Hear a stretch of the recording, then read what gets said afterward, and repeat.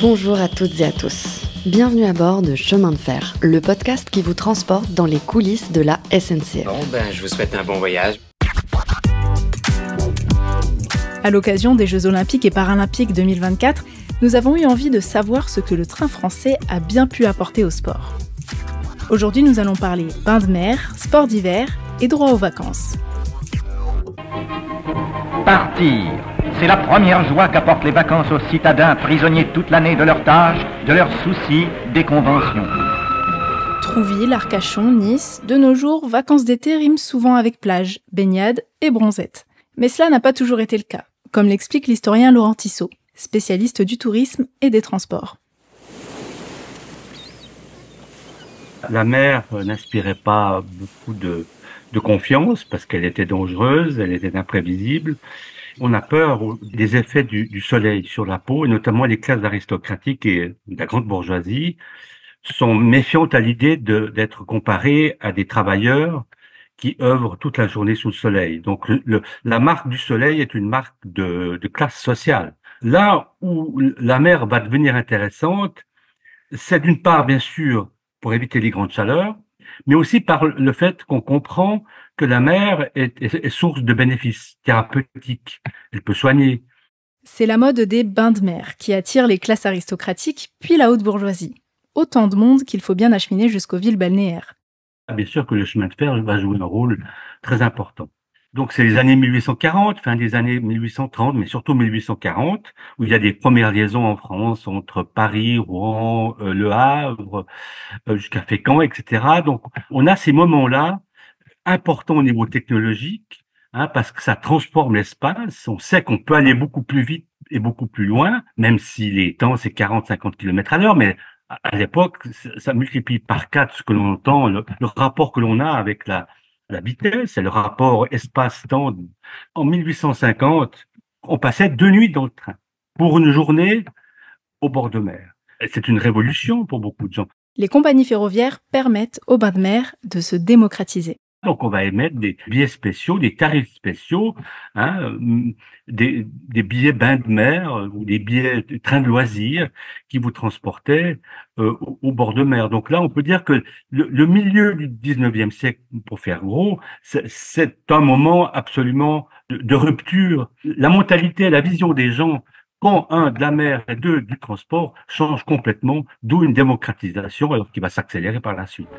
Les vacances payées accordées par notre gouvernement ont rendu cette année aux plages de France toute leur animation d'autrefois. Le pic de cette démocratisation, c'est 1936, quand le gouvernement de Léon Blum crée les congés payés. Tous les travailleurs ont désormais droit à 15 jours de congés payés par an. Petit à petit, les vacances ne sont plus l'apanage des plus privilégiés. Alors là, c'était une grande poussée sociale, une grande ouverture sociale qu'il ne faut pas exagérer, parce qu'il y avait quand même un élément qui pouvait faire obstacle, c'est de voir, mais qu'est-ce que ça veut dire de prendre des congés et d'aller à la mer?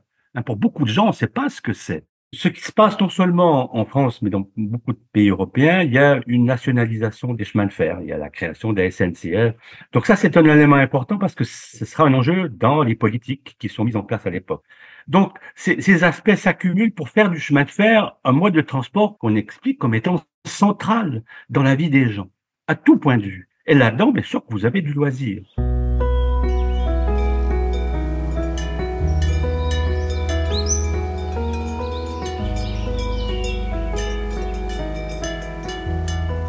Le sport et le train prennent de plus en plus de place dans la vie des gens. D'autant plus qu'en parallèle de l'émergence des bains de mer, un autre environnement devient à la mode, la montagne. À l'origine, on y va d'ailleurs plutôt l'été. Les hôtels sont ouverts en gros du mois de fin avril, début mai, jusqu'à la fin septembre, début octobre. Alors, on va à la montagne pour différentes raisons. Un, pour échapper aux grandes chaleurs. Deux, on va à la montagne pour aussi bénéficier du bon air. Il y a le bon air des Alpes, donc il y a un aspect thérapeutique. Et puis, troisième élément, c'est que la montagne a ceci de particulier, c'est qu'on s'élève, on prend de l'altitude. Le point de vue, c'est de dominer.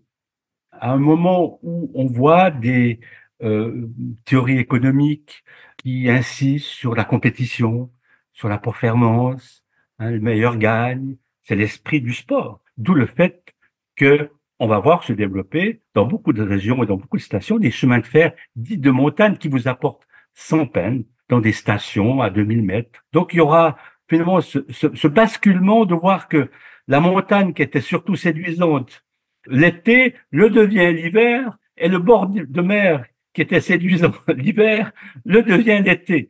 Ça y est, c'est le début des sports d'hiver. Au début du XXe, il y a un changement et le terme sport d'hiver entraîne quand même l'arrivée de touristes, mais qui ne sont pas forcément des champions et qui ne veulent pas forcément devenir des champions olympiques ou faire des courses internationales. Non, mais on sent qu'on fait du sport parce qu'il y a l'autre, il y a l'apprentissage. C'est plus que faire trempette et faire des châteaux de sable au bord de l'eau.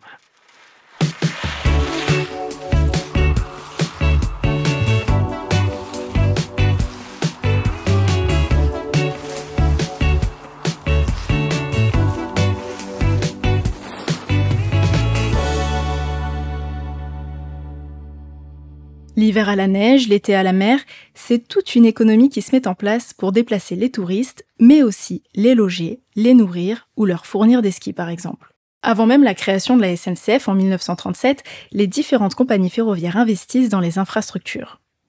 Ça rapporte, il y a des créations d'hôtels, il y a des effets induits. La carte des chemins de fer en France, bien sûr, va se garnir de multiples liaisons nouvelles qui réunissaient, qu'il y ait des petits bourgs, des petits villages. Donc, tous les villages voulaient leur chemin de fer, parce qu'on sent que sans chemin de fer, il y a plus de vie possible. Il y a un jeu complexe entre la compagnie de transport qui a pour fonction de faire transporter des gens, et puis ce qui va se passer sur les bords de mer, qui va s'occuper de l'aménagement des hôtels, des infrastructures, du fait d'entretenir des plages, voilà, tout cet aspect-là. Et là, on voit notamment la compagnie du Midi, celle qui va au sud, mais aussi à l'ouest, et même le PLM, le Paris-Lyon-Méditerranée, grande compagnie ferroviaire française, bien sûr, prendre des actions et même investir dans l'infrastructure hôtelière. Mais la force d'une compagnie ferroviaire comme le PLM, c'est qu'elle est puissante. Depuis sa création en 1852 par les frères Pereire, la Compagnie du Midi joue un rôle essentiel dans la création d'une économie touristique régionale. De l'Atlantique à la Méditerranée, les actionnaires de la compagnie créent des destinations qui multiplient les occasions de voyager en train, vers des stations thermales, climatiques, balnéaires, de sports d'hiver et même de pèlerinage. Après l'inauguration de la desserte ferroviaire d'Arcachon, c'est la Ville d'hiver qui voit le jour à la fin des années 1860. Là encore, sous l'égide de la Compagnie du Midi. Le but est de promouvoir la destination en toute saison. Du côté des stations d'altitude, la compagnie fait construire le Grand Hôtel Pereire. Il est à Font-Romeu, dans les Pyrénées-Orientales, et sur la spectaculaire ligne du train jaune.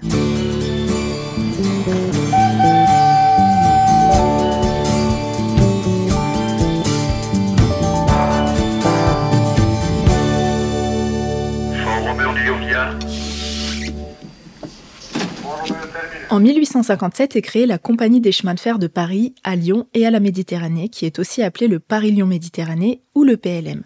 C'est cette compagnie qui va développer les stations alpines. Par exemple, au début des années 1920, la compagnie rachète l'hôtel du Mont-Blanc, à Combloux, et elle agrandit l'établissement. Dans les années 1930, le PLM va aussi lancer des trains de neige, faire installer des casiers à ski en gare et mettre à disposition des bulletins météo pour les voyageurs vers les stations alpines. Le PLM renforce aussi la circulation des trains de nuit. Dès la saison 1935-1936, il était possible de se rendre dans une station ski alpine après avoir travaillé la journée du vendredi, par exemple. Le train roule, traversant la nuit, emportant vers le jour ses habitants provisoires qui, en toute classe, ont trouvé le repos et le sommeil. La nuit passe vite et l'espoir d'un beau matin, la fête heureuse. Et pour vanter les mérites des activités sportives et des stations d'hiver, les compagnies de chemin de fer font appel à de célèbres illustrateurs pour la réalisation de leurs affiches publicitaires. Par exemple, en 1924, les affiches du PLM font la promotion des Jeux Olympiques d'hiver à Chamonix. Et qu'il s'agisse des bains de mer ou du sport en montagne, les affiches publicitaires des chemins de fer façonnent un imaginaire et des représentations des pratiques sportives.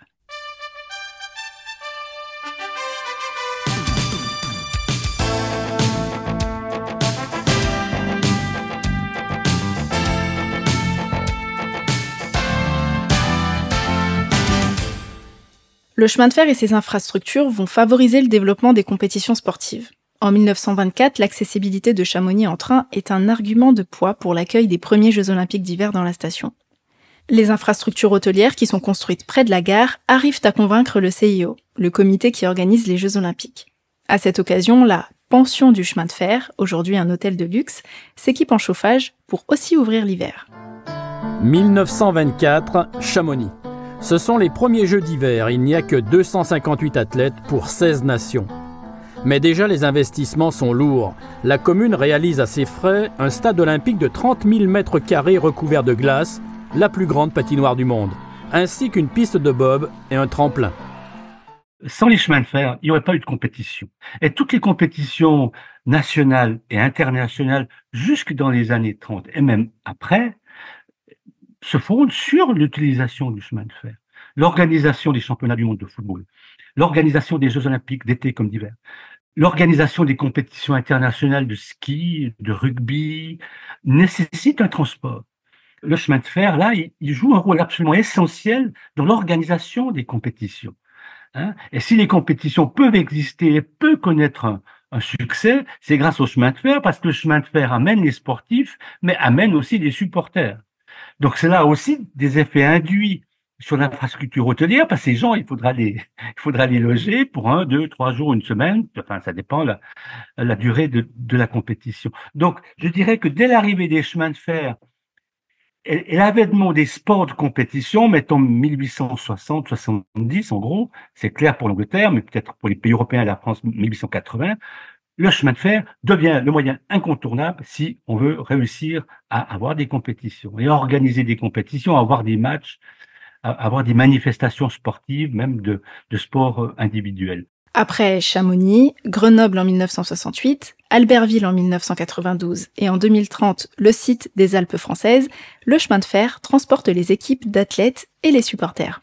Pour les Jeux olympiques et paralympiques de 2024 en France, la SNCF a également dû sortir les grands moyens pour accueillir les sportifs, les touristes et surtout desservir tous les sites. Rien que pour desservir l'Île-de-France, 4500 trains supplémentaires ont été commandés.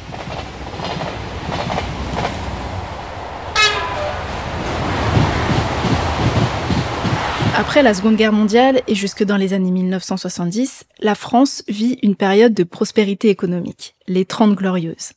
Les PIB et les salaires augmentent, tandis que la durée du travail, elle, diminue. On a plus d'argent, on a plus de temps libre. Ça explique en quelque sorte cette poussée, cette ruée vers la mer, mais aussi vers les stations d'hiver.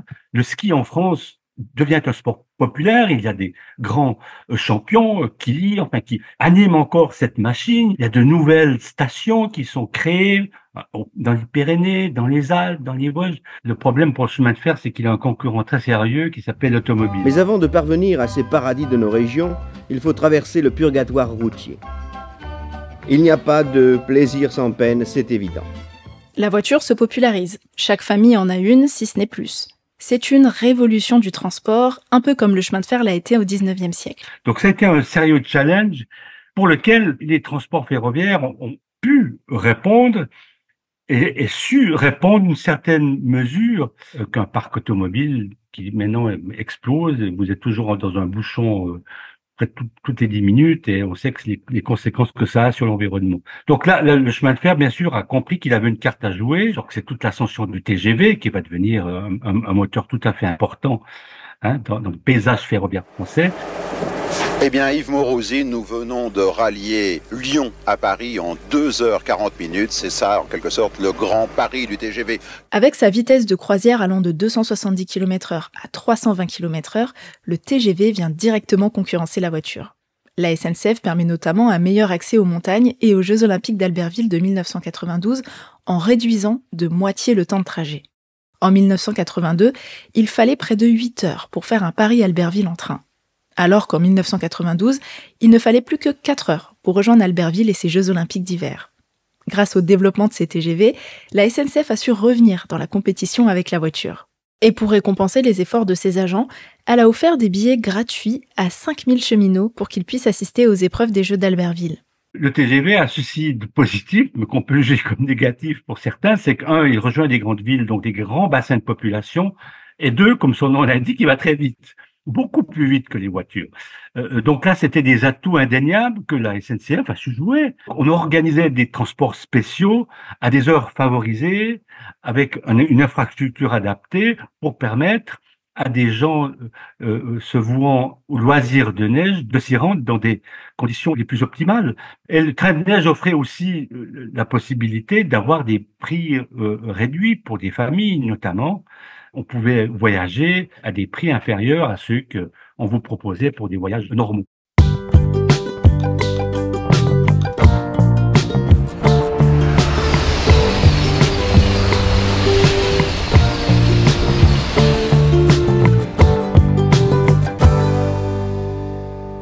Depuis le début de l'épisode, on voit bien que les bains de mer, les séjours à la montagne en été comme en hiver, sont motivés par une recherche de bien-être. On se rend dans un environnement sain, en espérant en repartir en meilleure santé. Après avoir admis que les travailleurs ont besoin de se reposer pour être efficaces, les entreprises commencent à réaliser que le sport a aussi un intérêt. L'intérêt à avoir une main-d'œuvre saine et apte au travail. Il faut doter cette main-d'œuvre de moments de repos, bien sûr, de pause, mais aussi des moments où le corps va se régénérer de façon plus active que de dormir. On voit les grandes entreprises être prêts à des moments donnés, même d'organiser en son sein des clubs où les ouvriers, mais aussi des ouvrières vont se retrouver pour s'adonner à des activités physiques, et même on voit l'organisation de championnats. Les compagnies ferroviaires ont été précurseuses dans l'organisation de rencontres sportives entre cheminots. Donc là, il y a une précocité peut-être de ce corps de métier pour jouir de ces activités, et on voit des organisations déjà en 1860. Très rapidement, ces cheminots s'organisent, jouent entre eux, jouent entre différents sites de production ou des gares, etc. Vous aurez le club des cheminots d'un dépôt d'Auxerre qui va jouer contre celle de Dijon. Mais là, on va avoir des cheminots jouer contre des cheminots. Mais vous pouvez avoir aussi des compétitions qui voient les cheminots rencontrer l'équipe de maçons ou de métallurgistes qui travaillent à l'autre côté de la rue ou l'autre côté de la gare. Cette vision coopérative, ouvrière et populaire du sport conduit même à l'organisation d'une grande compétition sportive en 1936, les Olympiades populaires. L'idée de cet événement, faire un pied de nez aux Jeux olympiques officiels organisés à Berlin sous Hitler. Malheureusement, la guerre d'Espagne éclate quelques jours avant l'événement. La démonstration que le monde ouvrier peut s'organiser indépendamment d'autres organisations, alors bien sûr, qui était le comité olympique, mais qui réunissait peut-être des aristocrates ou des grands bourgeois qui voyaient le monde ouvrier comme un monde dangereux, d'où des compétitions, des manifestations rivales. Bien sûr que les syndicats ont tout de suite vu l'intérêt qu'il y avait à militer non seulement pour l'amélioration des conditions de travail, mais aussi de engendrer au sein du monde ouvrier des convictions qui les amenaient aussi à pouvoir jouir de ce que pouvaient jouir d'autres classes sociales. Donc là, le lien, il est évident et le rôle de la CGT, il est clair. Et justement, le syndicat a un rôle central dans l'organisation d'événements sportifs. C'est un promoteur touristique, c'est un promoteur sportif, il crée des infrastructures, il n'est pas seulement là pour accompagner, pour leur dire mais vous pouvez faire du football, allez là, non, il va participer à l'organisation de ces activités. Dès le 19e siècle, les amicales et clubs sportifs cheminots font leur apparition dans les différentes compagnies. En 1928, ils fondent l'Union sportive des cheminots de France. L'USCF continue aujourd'hui à faire vivre le sport au sein de la SNCF, en organisant des rencontres et des compétitions sportives. Au lendemain de la Seconde Guerre mondiale, l'USCF participe à la création, en 1946, de l'Union sportive internationale des cheminots. Les cheminots des différents pays se rassemblent pour promouvoir la paix et la fraternité par le sport. Cette union continue aujourd'hui d'organiser des événements dans les différents pays membres, dont la France, mais aussi l'Autriche, le Danemark, l'Inde ou encore l'Allemagne. Actuellement, l'Union sportive des cheminots de France rassemble 200 associations et près de 60 000 adhérents. Et ces associations sportives, et surtout le syndicat, là, est centrale dans l'émergence d'une société, d'une civilisation des loisirs, où le travail est un élément parmi d'autres. Le droit au travail s'allie avec le droit aux vacances, ça reste des droits. Je crois que là, c'est quand même une des grandes conquêtes du XXe siècle Et les syndicats jouent un rôle tout à fait essentiel d'avoir fait admettre ça à tout le monde. L'intérêt de la SNCF pour le sport ne s'arrête pas aux jeux collectifs et aux compétitions de sport amateurs entre cheminots, puisque la SNCF compte dans ses rangs des sportifs et sportives de haut niveau. Le dispositif Athlète SNCF, créé en 1982, permet aux salariés d'allier carrière sportive et insertion professionnelle. Et en 2024, 11 membres du dispositif ont concouru aux Jeux Olympiques et Paralympiques de Paris. Parmi ces athlètes, il y a Sarah Léonie Cizik, qui a remporté 2 médailles en judo, une en bronze pour l'épreuve individuelle et une en or pour l'épreuve en équipe. Félicitations à elle et bravo aux 10 autres athlètes SNCF. Après les Jeux Olympiques, les Jeux Paralympiques de Paris 2024 ont commencé le 28 août. D'ailleurs, 3 athlètes handisport du dispositif Athlète SNCF sont qualifiés. Alors, bonne chance à Trésor Makunda, Angelina Lanza et Cédric Nankin.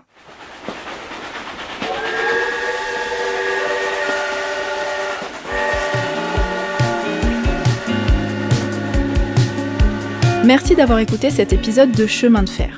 Vous pourrez retrouver toutes les références dans la description de l'épisode. N'hésitez pas à nous laisser un maximum d'avis et d'étoiles sur votre application de podcast et à parler de cet épisode à d'autres amoureux des trains. Chemin de fer, c'est le podcast qui sillonne l'histoire et les coulisses de la SNCF, à retrouver sur toutes les plateformes d'écoute.